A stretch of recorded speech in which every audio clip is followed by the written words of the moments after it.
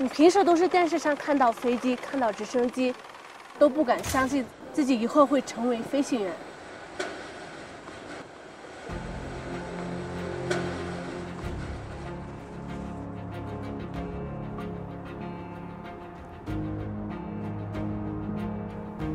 坚热一夕从牧民家的孩子成为西藏首位藏族女直升机飞行员，是因为一群她从没见过的人。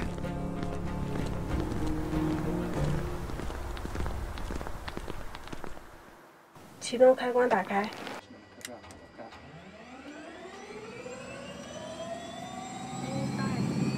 10拐动uniform hotel，请示起飞。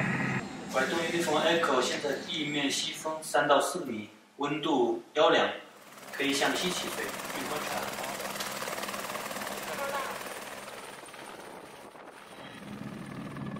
距离的高度，记住规律，侧滑。是什么？起飞之后，尽量沿着拉萨河再飞，不要飞到城市的上空，毕竟还是有一点噪音。这是坚热一夕第一次在天空中看到布达拉宫。平常飞大概就是保持要大概多少时间？就起落的时候。正常的话，我们速度保持在90左右。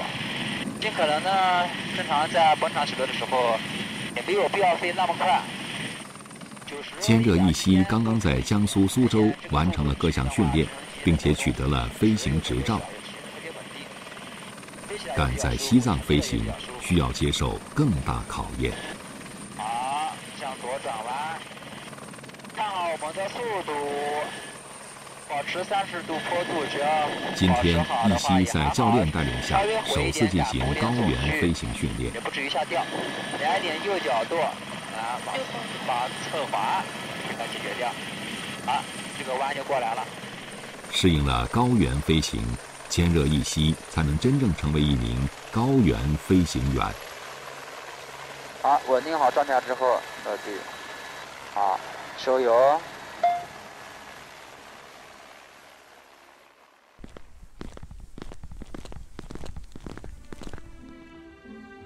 2016年，江苏省专项援藏产业项目拉萨雪鹰通用航空启动，开通了一条紧急救援的通道，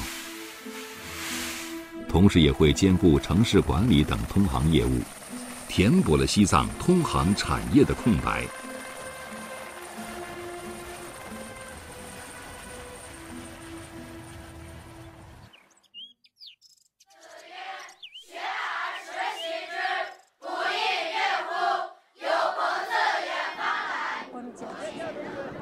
我叫坚热一夕，今年22岁，是牧民家的孩子。我本来一个梦想呢，我是上大学，然后等毕业后，我想在拉萨找一份稳定的工作，分担父母的生活压力。江苏援藏跟苏州若尔航空给我们金主扶贫一个政策，幸运成为我们历史上民用直升机第一批的其中一员。飞行员回到校园是坚热一夕每个月的必修课。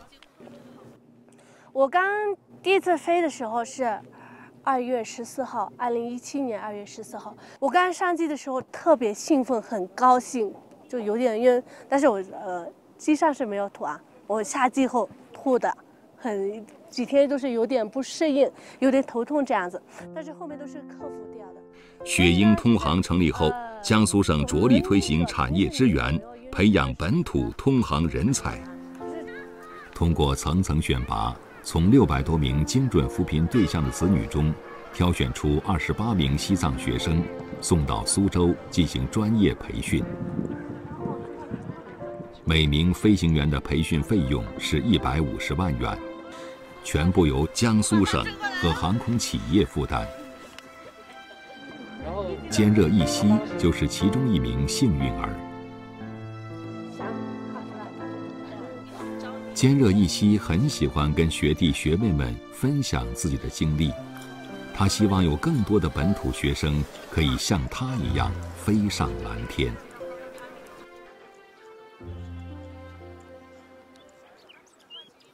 高高度悬停，下降下降力突然变大，它实际上最后是有拎这个动作的。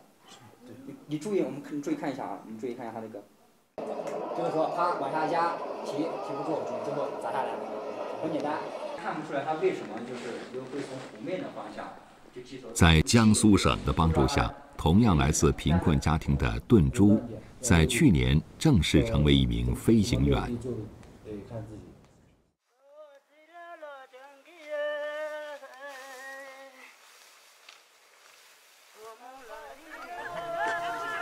这是收获的季节，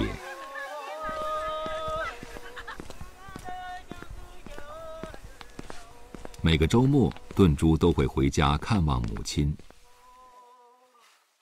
阿妈，你现在我学喂。但我现在起来娘的。现在别去打去都把啷个吧，我根本就别去我喂。现在顿珠的月薪有13000元钱。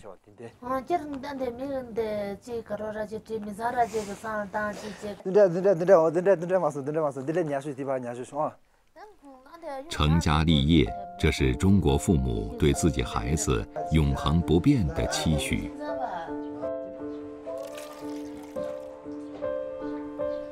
现在顿珠已经有了一份好工作，催婚成了母亲现在最记挂的事儿。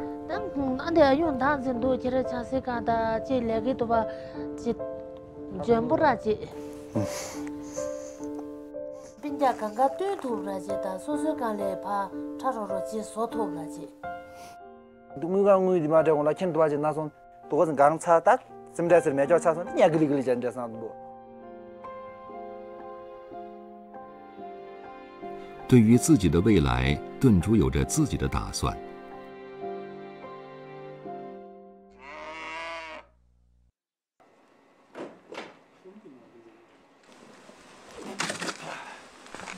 不得已，顿珠只好提出去帮人收青稞，又一次逃过了母亲的催婚。大起来，你当拖呢？当拖呢？我能比他当拖呢，你这是当拖都过完。走上来，来。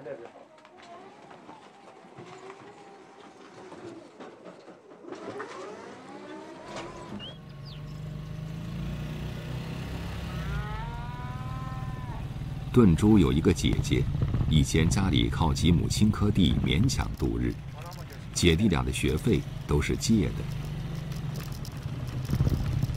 如今顿珠的年薪有10几万，她把偿还借款的事儿揽在了自己身上。哎，现在同样的。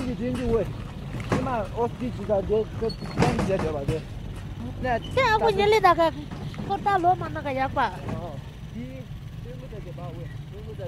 告别贫困，让父母安享晚年。因为江苏省，顿珠成长为这个家庭的大树。顿珠准备把自己的婚姻大事往后放一放。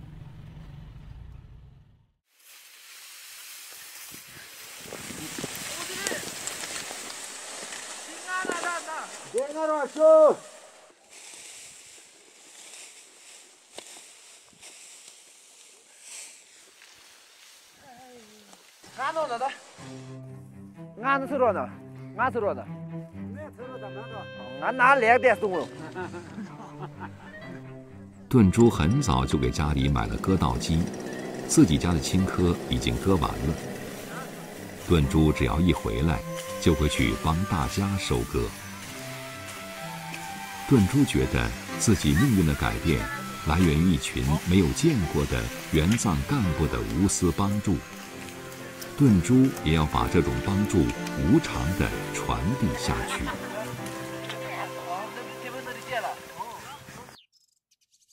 依稀姐姐，考飞行员对身高有什么要求吗？那当飞行员难不难呀？依稀姐姐，近视眼可以考飞行员吗？